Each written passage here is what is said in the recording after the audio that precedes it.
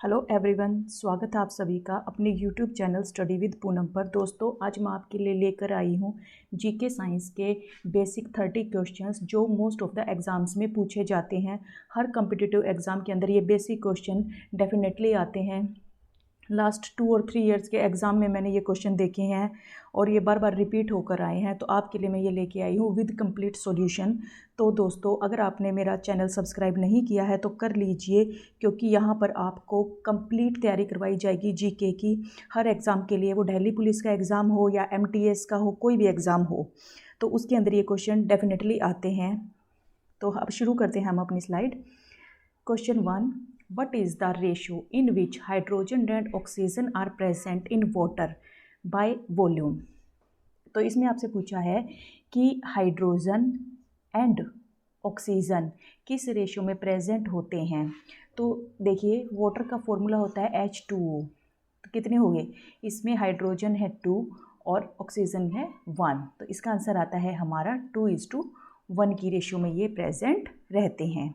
Now question number 2.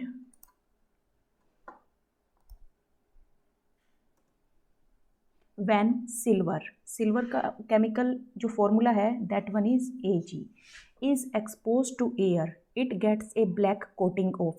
जैसे ही silver को एयर के प्रेजेंस में रखते हैं तो धीरे धीरे उसके ऊपर एक ब्लैक कलर की कोटिंग हो जाती है। वो कोटिंग किसकी वजह से होती है? तो दोस्तों, वो कोटिंग होती है हमारी सल्फर की वजह से। तो उससे बनता है हमारा Ag2S। Next, what substance is added to food containing fats and oil. जो खाना जिसके अंदर फैट होता है और ऑयल होता है, उसको प्रिजर्व करने के लिए हम क्या ऐड करते हैं? देखिए, जो खाना आता है लाइक चिप्स आते हैं हमारे, उसके अंदर हम क्या यूज़ करते हैं? उसके अंदर यूज़ करना होता है हमको एंटीऑक्सीडेंट, जिससे कि वो खाना स्पॉइल ना हो सके। Next is what is the circulatory fluid in the human body other than blood. Blood के अलावा हमारी बॉडी के अंदर और कौन सा लिक्विड है और कौन सा फ्लूइड है? फ्लूइड मतलब कौन सा तरल है जो हमारी बॉडी के अंदर बहता रहता है। तो ब्लड के अलावा जो हमारे अंदर बहता है that one is the lymph के अंदर RBC एब्सेंट होती हैं और ये हमारी बॉडी के अंदर फ्लो करता है। What is the name of tube that connects the kidney to urinary bladder? Kidney को यूरिनरी ब्लैडर से कनेक्ट करते हैं। देखिए, this one is the structure of kidney. See, there is a 2 tubes occurs, they get joined together and open into a pouch. This one pouch is known as the urinary bladder, जिसके अंदर सारा का सारा toilet इकट्ठा होता है। This one is known as the ureter and these are known as the kidney. तो अब आपका क्वेश्चन है, किडनी को यूरिनरी ब्लैडर से ज्वाइन कौन करता है? तो वो करता है यूरेटर। तो आंसर है ureter. These are 2 in number. Next, what is the correct sequence in human alimentary canal? Human alimentary canal is associated with digestive system. ये हमारे डाइजेशन से कनेक्ट है, इसका संबंध हमारे डाइजेस्टिव सिस्टम से रहता है। तो हमारा जो डाइजेस्टिव सिस्टम है उसकी स्टार्टिंग कहाँ से होती है? जो एलिमेंट्री कैनाल है वो 9 मीटर लॉन्ग है। तो ये स्टार्ट होती है हमारे माउथ से और एंड होता है लार्ज इंटेस्टाइन पे, और इसके बाद इसोफेगस एक ट्यूब लाइक स्ट्रक्चर है। माउथ से ओपनिंग होने के बाद खाना एक पाइप से जाता है, दैट वन इज इसोफेगस, और फिर वो जाता है स्टमक में, जहाँ खाना 4 से 5 घंटे तक रहता है और डाइजेशन होता है। After that it goes to the small intestine and after that large intestine. So its answer is 1, mouth, esophagus, stomach, small intestine and large intestine. Which one of the following is removed from our body by lungs? Lungs से क्या होता है, हमारी body से क्या बाहर निकलता है। लंग्स क्या होते हैं, हमारे अंदर एयर को, या आप कह सकते हैं पोल्यूटेड एयर को बाहर निकालते हैं और प्योर एयर को एंटर कराते हैं। So lungs purify the blood, lungs purify blood. कैसे, ब्लड के अंदर ऑक्सीजन को ऐड कर देते हैं और CO2 को बाहर निकाल देते हैं। तो क्या करते हैं ये, और इसके थ्रू क्या होता है, थोड़ा बहुत वाटर भी निकलता है। क्लियर है। तो this one is the CO2 and H2O। Next question, which one of the following normal blood pressure is. एक नॉर्मल ब्लड प्रेशर कौन सा होता है सिस्टोलिक और डायस्टोलिक में, वो रहता है 120/80 mm of Hg। Hg is the level of mercury. Name the instrument use to measure the blood pressure in human beings. Human beings में ब्लड प्रेशर को नापने के लिए जिस मशीन का यूज़ किया जाता है उस मशीन का नाम क्या है, उस मशीन का नाम है स्फिग्मोमैनोमीटर। स्फिग्मोमैनोमीटर, इस डिवाइस का यूज़ किया जाता है ब्लड प्रेशर को नापने के लिए। इसमें जो रीडिंग दिखाई देती हैं वो होती है 120/80 mm of Hg। In amoeba where the food is digested. Amoeba जो है एक वो सिंगल सेल एनिमल है, सिंगल सेल एनिमल। तो इसकी जो एक ही सेल है वो पूरी की पूरे एनवायरनमेंट के कांटेक्ट में रहती है, और जैसे ये खाना खाता है तो कहाँ डाइजेस्ट होता है इसका खाना, its food is digested in food vacuole. The poorest conductor of heat among metal is. Poorest conductor of heat, heat का, उष्मा का कुचालक कौन सा है, सबसे ज़्यादा कुचालक मेटल कौन सा है, that one is the lead. lead is the bed poorest or या bed conductor of heat among the metal. amalgam, amalgam is an alloy of, amalgam किसका alloy है, alloy मतलब किस चीज़ से मिक्स करके बनाया गया है, that one is the amalgam is alloy of mercury, amalgam is the alloy of mercury. Which one of the following is a component of biogas. Biogas को हम दूसरा नाम भी देते हैं, इसको कहा जा सकता है गोबर गैस। तो गोबर गैस की जो आपका मेन कंपोनेंट रहेगा वो होगा methane. CH4 is the formula of methane. Which of the following is used in solar cookers for trapping solar energy? जो सोलर कुकर्स होते हैं उसका यूज़ किया जाता है खाना बनाने के लिए। तो उसके अंदर दोस्तों ऐसे करके एक बॉक्स होता है, ब्लैक कलर का पेंटेड होता है, इसमें यहाँ पर मिरर होता है, यहाँ पर भी, और यहाँ पर खाली बॉक्स होता है, मिरर को उठा के यहाँ पे खाना रख देते हैं। तो जैसे ही सनलाइट पड़ती है रिफ्लेक्ट होकर यहाँ पर आ जाती है, जिससे क्या होता है, खाना तैयार हो जाता है और आपका सोलर कुकर हीटअप हो जाता है। तो इसमें किस चीज़ का यूज़ हो रहा है, मिरर्स का। किसका यूज़ हो रहा है, मिरर्स का, for the reflection of light. What is the number of pairs of sex chromosomes in zygote of human being.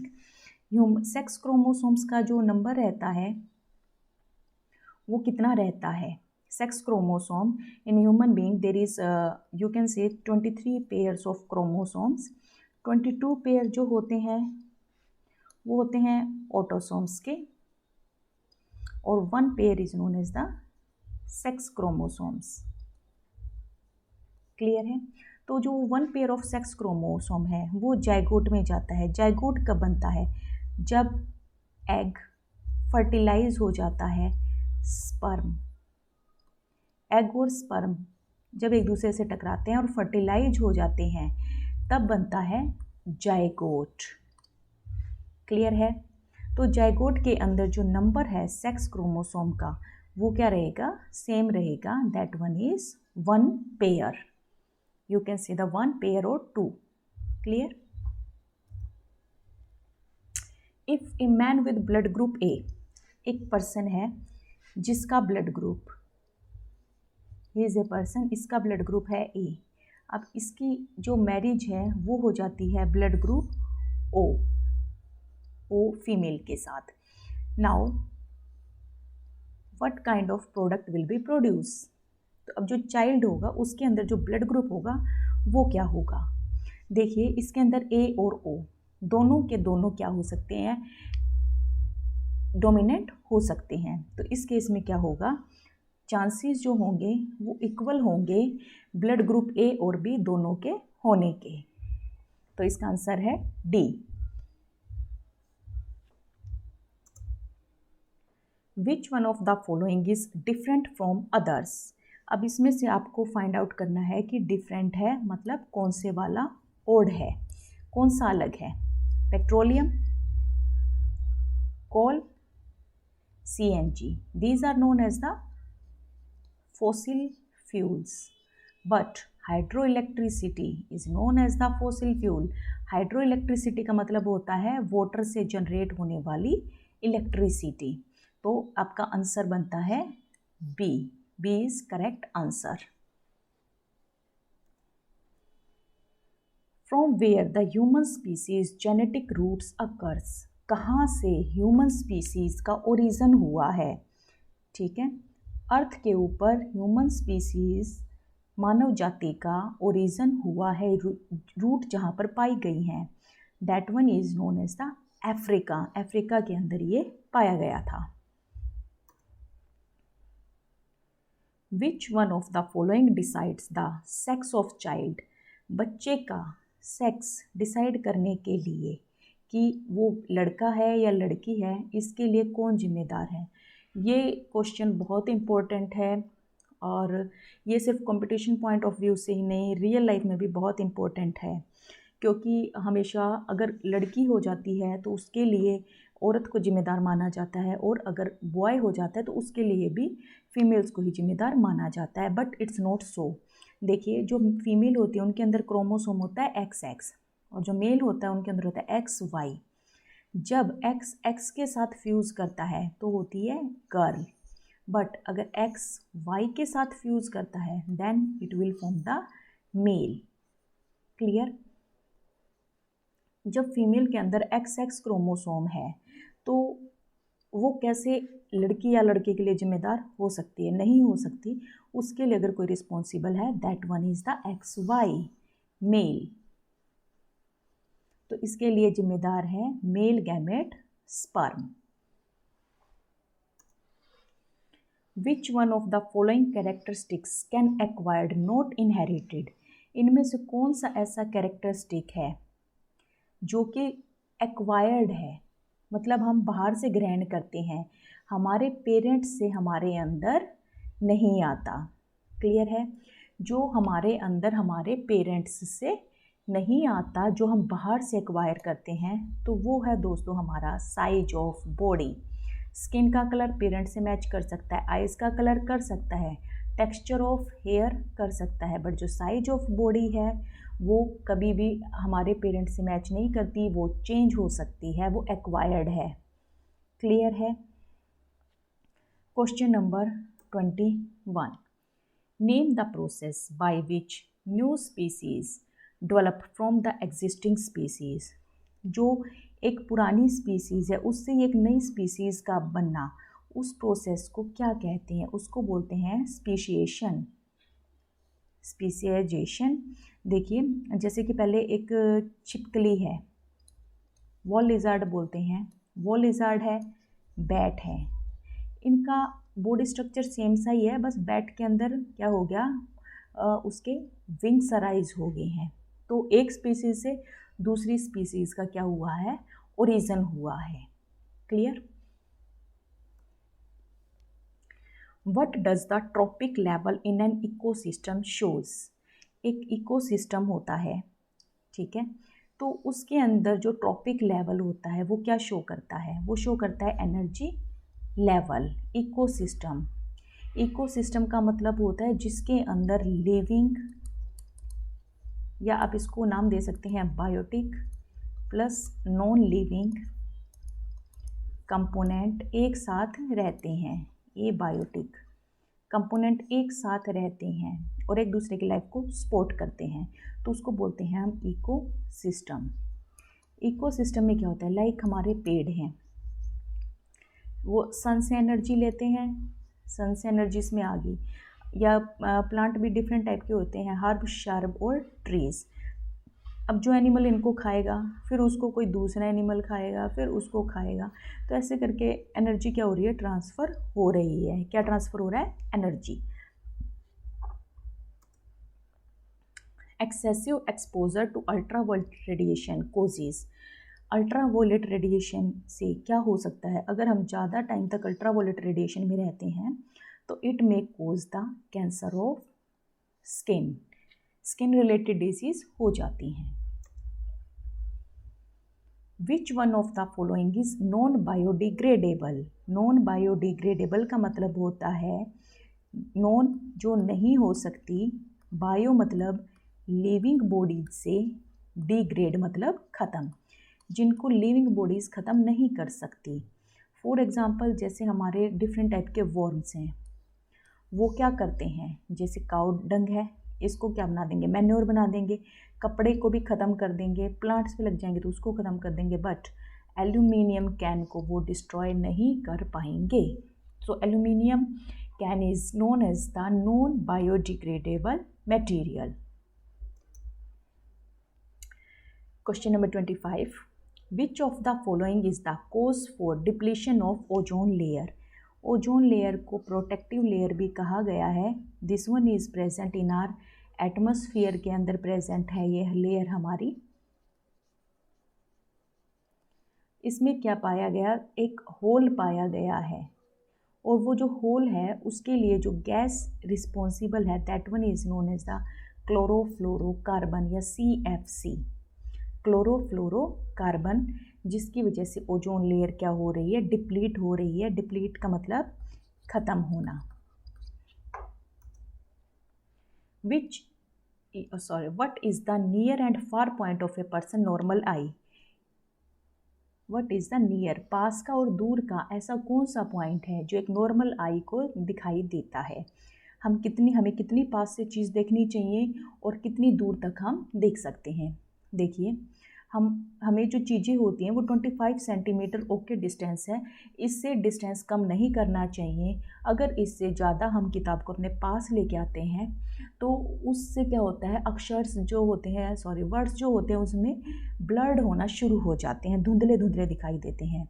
और जो फार पॉइंट है दूर का तो हम कितना भी दूर देख सकते हैं, infinity, there is no limit. जैसे हम स्टार्स को देख सकते हैं, वो बहुत दूर हैं और हमको दिखाई दे जाते हैं। तो near point is 25 centimetre and infinity is the far point. When white light enters A prism, जैसे ही वाइट लाइट प्रिज्म के अंदर एंटर करती है, this one is the prism. जैसे ही वाइट लाइट, और इसको आप सनलाइट भी बोल सकते हैं, जो सनलाइट होती है वो 7 कलर से मिलकर बनी है, विब ग्योर, विब ग्योर। तो जैसे ही ये लाइट प्रिज्म के अंदर एंटर करती है, एंटर करते ही ये 7 कलर में ब्रेकडाउन हो जाती है। क्लियर। तो इसका ब्रेकडाउन होने का रीज़न क्या है भाई, इसका रीज़न ये है कि इसका जो रिफ्रैक्टिव इंडेक्स है, डिफरेंट रिफ्रैक्टिव इंडेक्स मतलब रिफ्रैक्ट होने का कि कहाँ पर कौन सी ब्रेकडाउन हो जाती है, फॉर डिफरेंट वेवलेंथ। हर एक लाइट की वेवलेंथ क्या है, डिफरेंट है। अब डिफरेंट है तो उनका एंगल ऑफ रिफ्रैक्शन भी डिफरेंट होगा, जिसकी वजह से वो अलग अलग दिखाई देती हैं। So its answer is A. Twinkling of stars is due to, twinkling of star is due to, जो ट्विंकल करते हैं स्टार्स वो किसकी वजह से करते हैं। तो अब स्टार्स जो ट्विंकलिंग करते हैं उसका रीज़न है हमारा refraction of light by different layers, जो हमारी लाइट रिफ्रैक्ट होके आ रही है। जैसे ही suppose this one is the star. अब स्टार इतनी दूर है तो रास्ते में क्या है, बहुत सारे डस्ट पार्टिकल्स हैं, लाइट आ रही है तो वो इधर से इधर से टकरा टकरा कर आ रही है, अलग अलग हो रही है, तो डिफरेंट लेयर से आते आते क्या हो गई है, वो आपका स्टार में ट्विंकलिंग दिखाना शुरू कर देती है। तो answer is B. Which of the following controls the posture and balance of the body. हमारी बॉडी को सीधा रखने में और बैलेंस बनाए रखने के लिए कौन सा बॉडी ऑर्गन फंक्शन परफॉर्म करता है। देखिए ये सारे के सारे आपके ब्रेन से एसोसिएटेड हैं, बट इसके अंदर इन सब का काम अलग है। तो cerebellum, it is the cerebellum that one performs the function to control the posture and balance of the body, जो हमारी बॉडी के पोस्चर को और बैलेंस को बनाए रखने में हेल्प करता है। Which hormone is use to keep flowers fresh. कौन सा हार्मोन है जिसकी वजह से फ्लावर्स हमेशा फ्रेश दिखते हैं। तो उसके लिए जो हार्मोन है that one is known as the cytokinin. This hormone is also responsible for ageing. पेड़ों में जो एजिंग आती है, जो एक टाइम के बाद वो बूढ़े होने लग जाते हैं, तो उसके लिए जो हार्मोन रिस्पॉन्सिबल है that one is known as the cytokinin. It is present in the, these three hormones are present in the plants only. These are not human hormones. Clear है। तो which hormone is responsible for flowers freshness? That one is known as the cytokinin. दोस्तों आपको मेरा video कैसा लगा, video के comment box में comment करें और यूज़फुल, ऐसे ही यूज़फुल वीडियो को पाने के लिए मेरे चैनल को सब्सक्राइब करें और ज़्यादा से ज़्यादा शेयर करें। Thank you.